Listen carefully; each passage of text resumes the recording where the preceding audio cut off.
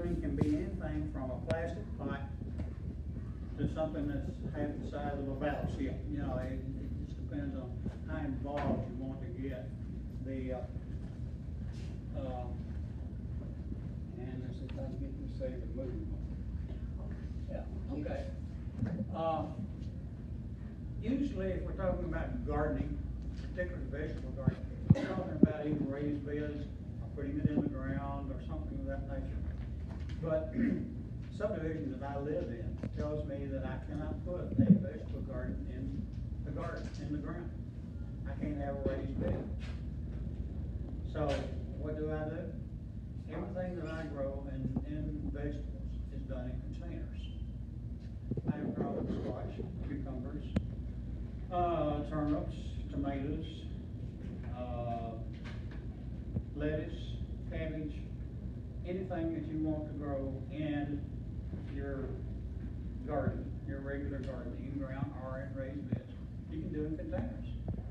Believe it or not, it's I got planted a tomato, because a tomato will provide all the tomatoes that my wife and I will eat all summer long. I've grown tomatoes that weigh up to a pound apiece in a container. So it's, you know, it's just really what you want to grow and how much you need. And there are some people who do totally container gardening. And I can teach you how to grow vegetables on the 25th floor of an apartment building using containers. Not only vegetables, but I also taught classes on how to grow figs in containers, peaches, apples, all kinds of things in containers. So it just depends on, you know, what you want to grow and how much time and effort and do you want to spend. So we've got pictures here. These are just kind of vegetables and tomatoes here, some figs, herbs there.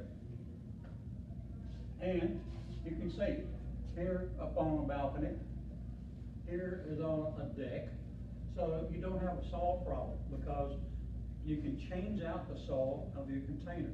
I do this about every 3 years. Take that and I spread it out over the yard, and it doesn't take up anything. I go get some fresh soil, put in there, and I use it, and it does well. They grow fine. Do a little bit of if you want to grow organic, you can. If you want to use commercial or fertilizers, you can do that too. And that's what I do. I don't overdo it, but you can do. A fellow by the name of Ed C. Smith wrote a book on container gardening, and it was totally organic. He doesn't grow anything unless it's organic. So you don't have to be limited to using commercial fertilizers if you don't want to. But you can see here, they're up on the deck. They got them up on the rails. They got them down on the bottom. It's convenient because you don't have to walk that far.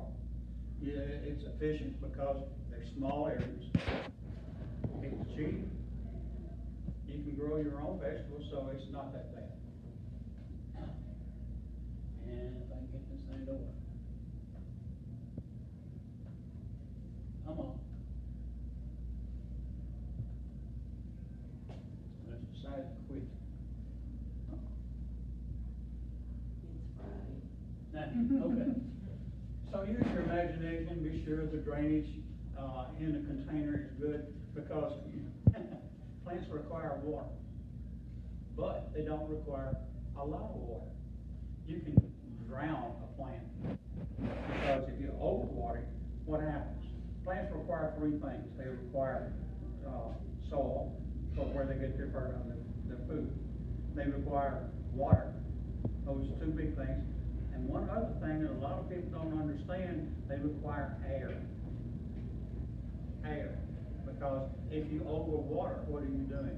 You're cutting down the amount of air that's in the soil, and those roots die if they don't have air around them.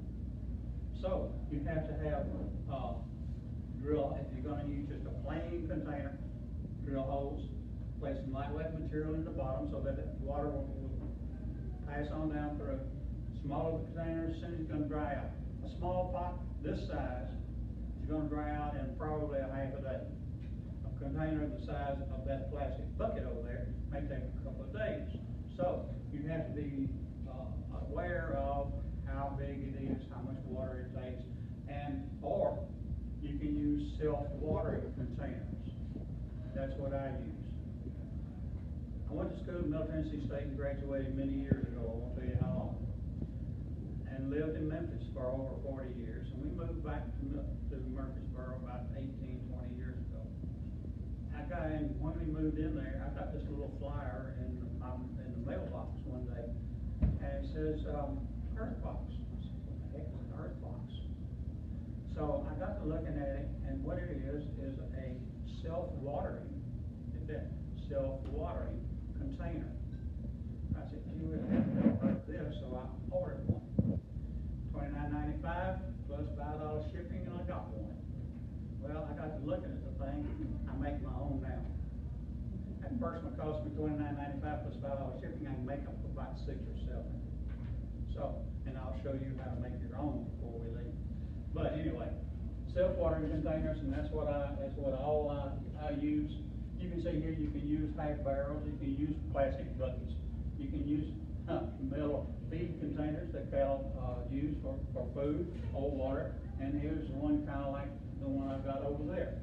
But you can use ceramic pots as well, but make sure you clean them before you plant anything with them. There might be a disease in there, and if there's a disease that's in there, it gets into the soil, plants get a hold of it, and they're going to die. So, I can't grow anything in my pots because they die. Well, it may be because you didn't clean your pot. So, let's go a little bit further. Some more wood pots, clay pots, concrete pots. Plants and containers are more sensitive to temperature changes. So, and overwatering can be just as dangerous as underwatering. Wood insulates better than other containers. Dark colored containers absorb heat. So, and light colored containers, less heat. So you have to be kind of aware of these things and where you're going to put the containers, because the sun, if they get to them, if it's a dark one, it can heat up the soil. If it's a light one, it can be reflected off. If it's in the shade, it can be a little darker and whatever. So you have to kind of, use the bean up here, find out where, what, when, when, how. Here's one. They even use a garden laundry basket. It has all kinds of holes in it. So you can grow shallow containers 9 to 12 inches deep. You can grow beets, lettuce, onions, radishes, spinach, Swiss chard. No problem. Got a lot of selections. Medium depth, 12 to 16. You have to have some depth, particularly for carrots. A little bit, not quite as much for turnips or something of that nature, but you can grow carrots, broccoli, cabbage, cauliflower, peas, peppers, turnips. All these can be grown in a container as well as in a raised bed or in the garden that's in the ground. Now, you have to be a little careful because you can't grow but one cabbage plant in a small pot, because they kind of crowd each other out before they get the full size. Beans, I've grown beans. Have a container like that one over there about that size. And the average frost date for Murfreesboro, the Middle Tennessee area, is around the middle of October. 1st of September one year, I decided that, well, I'm going to plant some beans in a container like that and see if it could grow beans. I said, well, maybe they'll grow up and I might get a few beans before the frost will. We happened to have a late frost that year. It was around the 1st of October, the 1st of November before we got our first frost. I planted beans, and get this, every 2 inches around the perimeter of that pot, that container. I counted there was 24 bean plants in that container. I grew bush beans, not the flowers. My wife and I ate green beans 3 meals a week for 6 weeks out of a container that size. So it's the size of the container and what you can grow in it. It's amazing how much you can get out of a small container. The beans, those bush bush beans will only grow and last for about 6 or 8 weeks, then you have to replant. So if you have 2 containers going, you can keep them going, start them early. You can keep them going all the way, probably from the time, about this time of the year, and when they start maturing then until frost. So you can have green beans all summer long. Potatoes, well, you grow potatoes in a bag. I don't know if you've seen those or not, but you can go to like the old farmers used to have. When I grew up on a farm, we had these what we call toe sacks. They were about that big around, and they'd stand about that high. Fill it with soil, plant potatoes in it, keep it watered, and they'll grow. They'll grow fine, no problem. You can, I think Lowe's had a bag or something a year or 2 ago that's where you could grow potatoes in the bag. But anyway, summer squash, tomatoes, gourds. Of course, tomatoes, you can grow climbing beans if you want to, but I prefer to use the bush beans because you don't have to do all this training the beans to go up. The bush beans get so high they start producing. The tomatoes, I have grown tomatoes that went to the ceiling and back down to the ground in a container. It's amazing what they will grow. But gourds, you're going to have to put a real big something for the gourds because they can have they can grow real long. Your media or your soil should drain well, not dry out too fast. Soilless mixes are a good choice. They're free of disease, organisms, weed seed, less likely to compact. They hold moisture well. They're lightweight, which makes containers more portable. And you may want to move them because you can use a container. They're crops called cold crops, C-O-L-E crops, not C-O-L-D. They're cold crops. You can start them early, like in the middle of February, and they will survive the cold weather. They'll survive frost, like cabbage and turnips, Brussels sprouts, broccoli. Those are cold crops, so they can be started early. They'll survive the cold weather. But when it starts getting hot, like it's beginning to get now, 80 and 90 degrees here in the end of May, when they start getting hot, they will start to diminish. They'll fall over, they will die, and you need to plant in something that will take the hot weather. Well, I've got, like I said, I have a tomato that's about so high now, and it's already blooming, and so it's going to be interesting just to see what happens to that tomato. If you want to move these things, like if you plant lettuce in a container, and you can have it out in the sun in February, March, April, but if you want to continue to have lettuce for a couple of 3 more weeks, just move it over into the shade. Well, that's why you want to have it maybe a little lightweight, because lettuce, once it starts getting hot, will diminish and it will die out. So you can continue to have lettuce for an extra couple of weeks if you want to move it into the shade.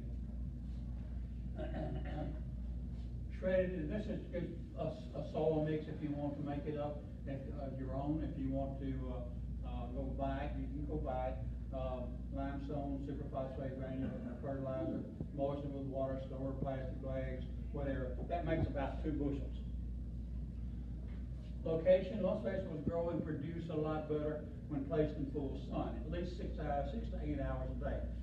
This is almost any vegetable. Even if it's one of the cold crop vegetables, it needs sunlight. It doesn't need heat, it needs sunlight to grow. So in the January, July, and August, they're not going to grow too well. Tomatoes and some other green beans are going to grow fine if you put them where they'll have a lot of sun. But eggplants, peppers, leafy vegetables, those, they tolerate shade. These others tolerate a little more light and a little more heat. Watering daily, maybe not. If it's a big container, you may not need to water it as often. A small container, you may need to water it every day or maybe twice a day, depending on the size. Never let it dry out completely. If it is, your plant is in there, it's probably going to die. Do not wet leaves. If you're gardening in raised bed or in a garden that's in the soil, water around 10 o'clock in the morning. That way, if you get water on the leaves, you're going to limit the possibility of a disease in that plant. So you want it to make sure that it's dry when nighttime comes, because that's when things that require a little bit of warmth and a little bit of moisture, they start developing a disease. There are bunches of them. I'm not going to even try to name them all, but keep the plant dry. Water it low. That's one of the great advantages of a self-watering container, is that it feeds water itself from the bottom and not from the top. So if you're going to be watering with a hose in your containers, even in your yard or in your raised bed, don't water late in the afternoon. You're going to be inviting a disease. Never let your soil dry out. Avoid wetting leaves. Done, said that once, don't need it anymore. Here's a couple of things that you can use. An aqua spike. It's a little ceramic type thing, like a brick or something, and it will screw on top of a plastic bottle, and they're a 2-liter bottle or just one of these smaller ones. Screws on the top, you can stick it in the ground, and the water slowly seeps out of it. Don't think I haven't used one, but I like what I use, but I like better. And you can see here's another one that's made out of plastic.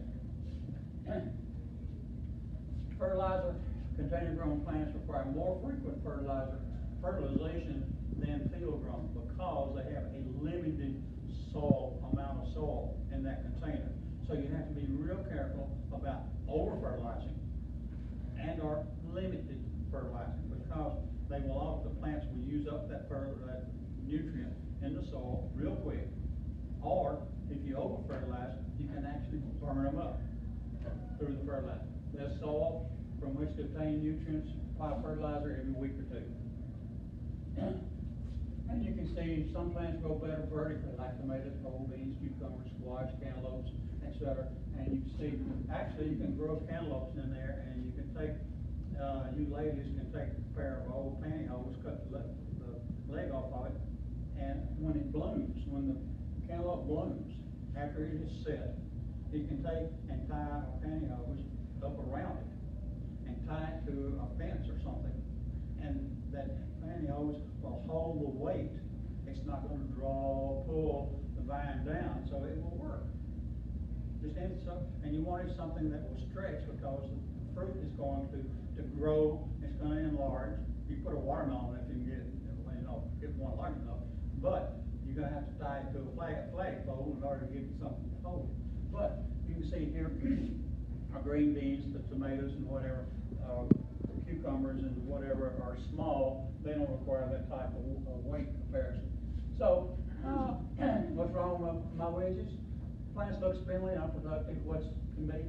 Light, excessive nitrogen, could move it where it can get more light, reduce feeding intervals, yellowing, lack vigor, poor color, excessive water, low fertility, reducing water intervals, increase soil fertility.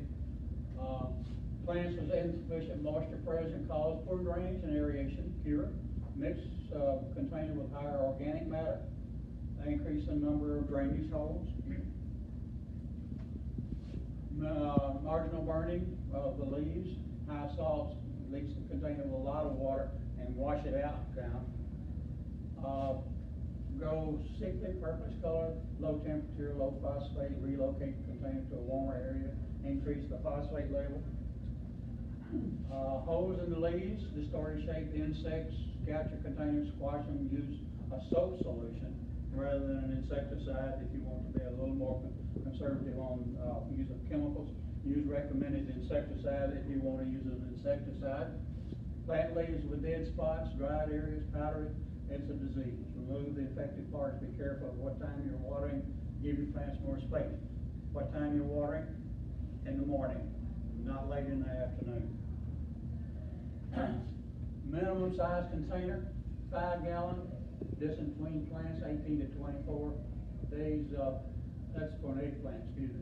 Days from seed to harvest, 75 to 100. Full sun, needs fertile soil. Varieties: Black Beauty, Falcon, and Diamond. tomatoes.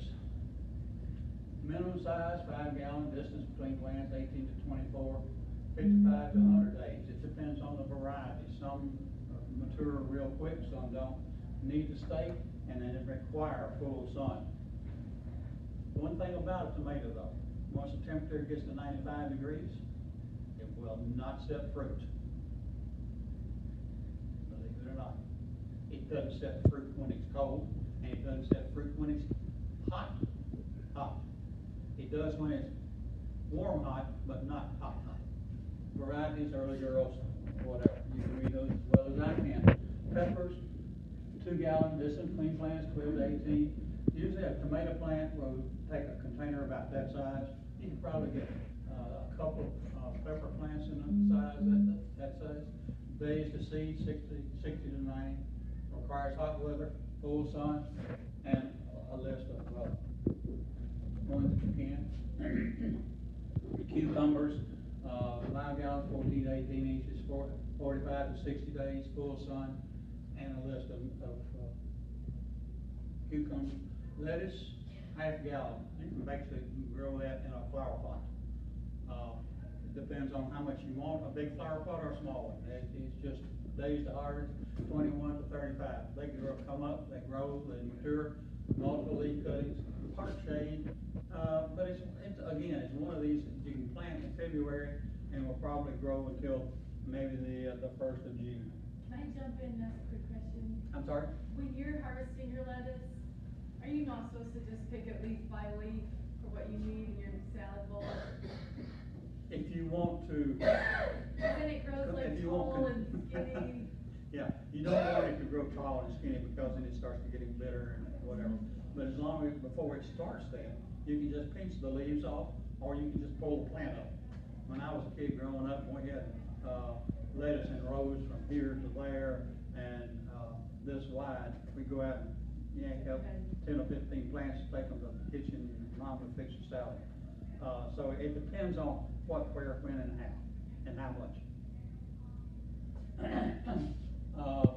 Spinach, basically the same as lettuce. Kale, again, about the same. Onions, grow onions, and you can grow garlic. ½ gallon, 3 gallon, distance between plants, needs lots of moisture, full sun. It can take a little bit of part shade, and you have here varieties of green onions or white onions. Cabbage, 5 gallon, and you can basically grow one cabbage plant in a pot.